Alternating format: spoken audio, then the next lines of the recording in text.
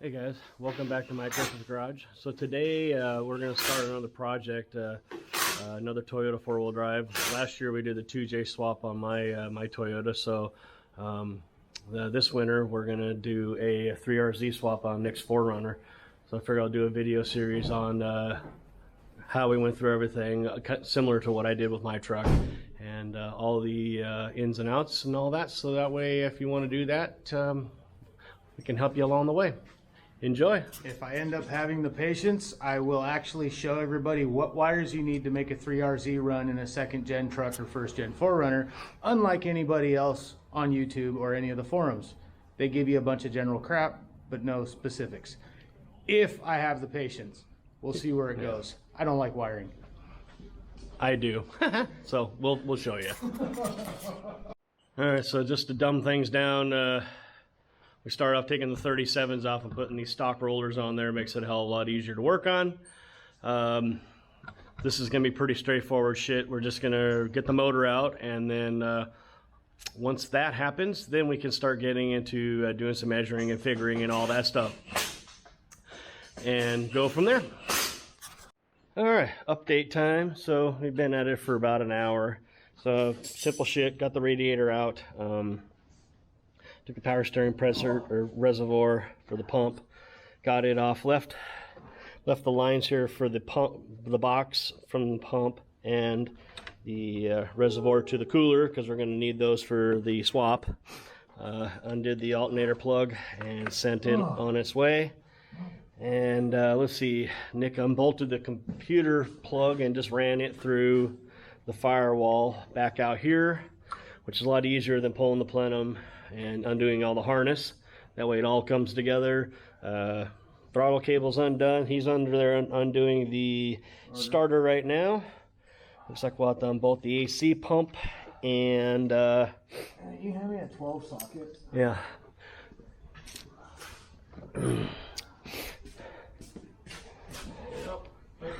Yep. And Oh fuck, I'm a liar, it's a 13. 13. Oh, that's probably a Chinesium starter. I doubt it's an original ASIN. Anyway, you know, 13.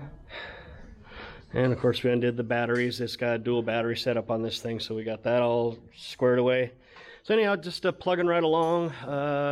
Heater core is unhooked, so hopefully we should have the motor out pretty soon, and we can start getting to the cool part of this. All right, well, moment of truth time. We got everything all unhooked. Exhaust is undone, bell housing undone, engine mounts. So we'll go ahead and throw you guys on a time lapse, and we'll get this turd out of here, and then we can start working on putting the new one in. Sweet. All right, we got her out. Not too shabby. Took us a couple hours, no big deal. So the next step is to get her cleaned up a little bit, pull the bell housing off, cut the exhaust off, because just like the 2J, the 3RZ is backwards to a 22R, where the intake and exhaust are on opposite sides. Alright, so the next thing we got to do too is we got to relocate these motor mounts on the frame. So luckily, unlike my 2J, this 3RZ, they're identical to the 22R, but obviously they're orientated in a different spot on the frame. So I got to measure between them to figure out if they're wide enough, and then also I believe, isn't the 3RZ, aren't they staggered? They're not parallel. Staggered by about 1/4 of an inch. So they're staggered too, so we have to figure out, we have to orientate them that way too, as far as left to right, so that the engine sits in there straight. Plus, I think 11 3/4 to the edge of the mount there. Oh, what do you know? They're staggered about the same amount, like Okay. a quarter inch. So, and from what I've come up with so far, I need to move them back approximately 2 5/8 inches, and I need to take an inch out of each one to make each mount move out an inch. Yeah. So I end up 2 inches wider. The V's a little bit wider than and unfortunately with our figuring is that where these are going to go is right where the shock hoop is, so we may have to either slice it out so it slides in or notch it or something. Either way, with a skinny wheel and a welder, it shouldn't be that big a deal to get that figured out. I love that Y pipe. Look at that bullshit. 2.5 to 2. And then under there it goes bigger again under there. It's like one of those little Russian egg thingies that you open it up and it's another size smaller and another size smaller. No Loctite, what?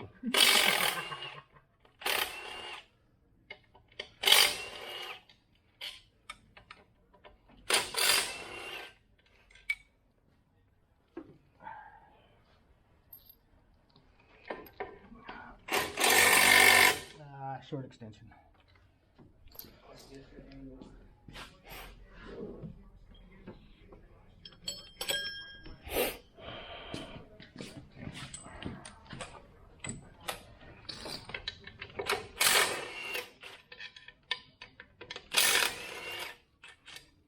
Behind there, of course, there's one right behind the fucking clutch fork. Yeah, there's one back there. Huh?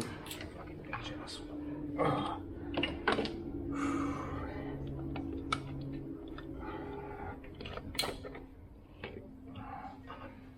Hang on to that. You're gonna need that.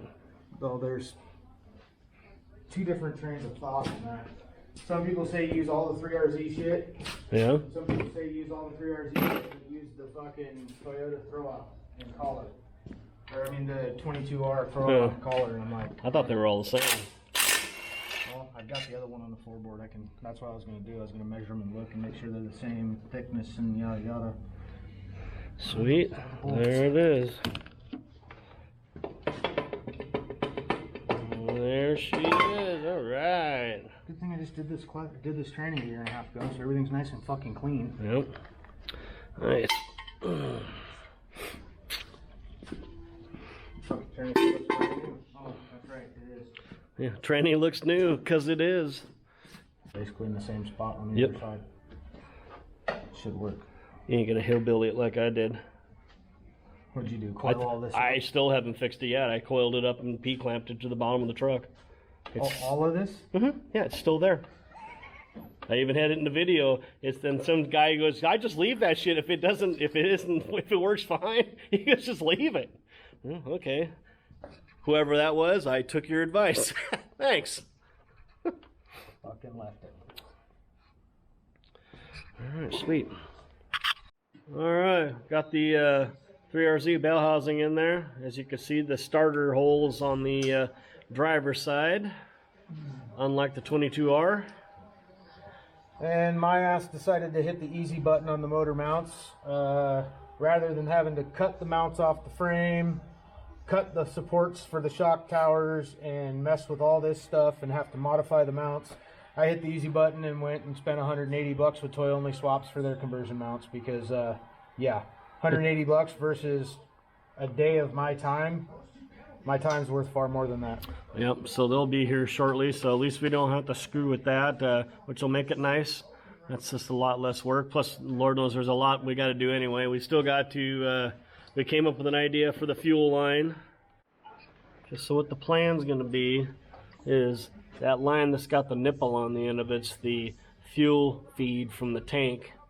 And so what we're going to do is undo the clamps underneath the frame, and we're going to run it up the bell housing and pop it out right up here, and then we can take our rubber hose right there, and we can just have it made longer to fit the fuel filter on the 3RZ. So the fuel filter is identical on the 22RE as the 3RZ, so we can just use that hose. We can use the two ends of that hose. We just need to make it a little bit longer. So now he's under there right now, massaging the line so that we can get it to a happier place. Hell yeah, so far so good. We're looking at about 4 hours into this thing, and we're already making some really good headway. Alright, after some massaging, we got her almost where it needs to go. So there's where the line's going to be now. And of course there's the return line, the longer one, but that gives you an idea of what we're going to do, and then we can run this is the fuel line. It's going to connect to this. I may have to bend this a little, make it run over a little more, but there we go. And it got all that wiring and all the bullshit over there all massaged out of the way for the exhaust. And then we'll put a heat shield right there. Clutch line's next. Of course that's going to be gone. That'll get moved, and should be pretty happy. Relocated the air line for the onboard air. Might get relocated a little more, but yeah, but that looks like a pretty happy little deal there. Got some conduit on that wiring, so it's kind of tidied things up a little bit. Looks pretty good. These are coming along just fine. Not too bad. We're still only about 4 hours into this thing, so. All right, well, day 2 here on the 4Runner. So we got the old engine out of here, like literally it's over at Nick's house now. And we got the 3RZ sitting right here. So come to find out, the rig that this engine came out of was a manual transmission truck as well. So what we're going to do is we're going to swap out the master cylinder line and slave cylinder, and just drill out the 2 spot welds and spot weld the factory bracket right to the firewall. I already pulled all the old clutch hydraulics out. So that'll make it a lot easier than cutting and flaring and all that crap. And he is currently trying to get the fuel line return line a little further up, and already got that line loosened up to where it'll reach. It reaches up above the top of the bell housing, which ties into this line right here, which should be plenty long enough. And there's the clutch hydraulics from the 96 4Runner that the motor came out of. And it should all fit. It's made for it, so. Instead of having the old clutch hydraulics that go underneath, up over, down the firewall and go to the passenger side, everything's the same. It all bolts right in. Yep. And all I got to do is I broke that bracket off of the firewall of the 96. So we'll just drill those out and spot weld it back in place. And bam. Easy squeezy. So that's what's going on right now. Alright, so a little bit of the what's all in this thing. So it's been completely rebuilt. Nick rebuilt it himself. It's got, when he purchased the short block, it had already been bored over 20 with 20 over pistons. It just had a bad crankshaft, so we took 2 engines and made one, or he took 2 engines and made one out of them. So we just took the crank and rods out of the one motor and put them on the pistons for this, and got a brand new head from Aluminum Head Rebuilders out of Portland, Oregon. I've bought lots of heads from those guys. They sell very good product. And so he got it completely assembled, new timing chain, all that stuff. So it's basically a completely fully rebuilt motor, and that's stock cams and all that stuff. So nothing fancy. It isn't, but being 20 over should give it a little more oomph. But either way, it should be way better than that 22 RE, that's for sure. All right, guys, that'll wrap up the video for today. Parts should be here in a couple days. At least the motor mounts, that's the important part. Once we get those in, we can stick the engine in, bolt it up, see where it's going to sit in the engine compartment. Then we can really start getting to the plumbing and wiring and all that, which will be in the next video. Probably be uploading in a couple days once we get a little more further along with this. Anyhow, thanks for watching, and make sure to hit the like, subscribe button, and we'll see you next time.